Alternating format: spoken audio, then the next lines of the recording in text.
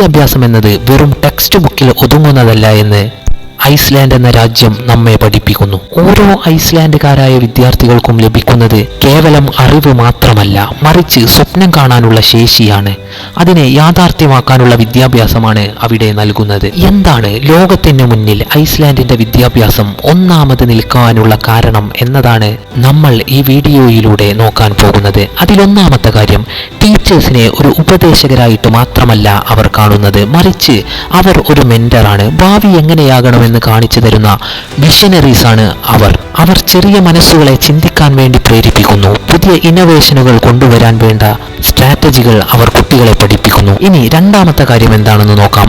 6 വയസ്സ് തൊട്ട് തുടങ്ങുന്ന സ്കൂൾ വിദ്യാഭ്യാസം യൂണിവേഴ്സിറ്റി തലം വരെ സൗജന്യമായിട്ടാണ് ഐസ്ലാൻഡിൽ പഠിപ്പിക്കുന്നത്.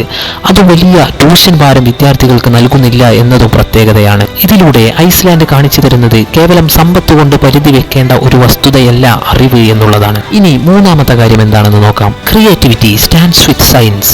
ക്രിയേറ്റിവിറ്റി എന്നത് ശാസ്ത്ര പഠനത്തെ പോലെ തന്നെ തുല്യമായിട്ടാണ് അവർ കണക്കാക്കുന്നത്. കേവലം അറിവുകൾ ഓർത്തുവെച്ച് മനഃപ്പാഠമാക്കുന്നതിനേക്കാൾ ക്രിയേറ്റിവിറ്റിക്കും ഇമാജിനേഷനുമാണ് പ്രാധാന്യം നൽകുന്നത്.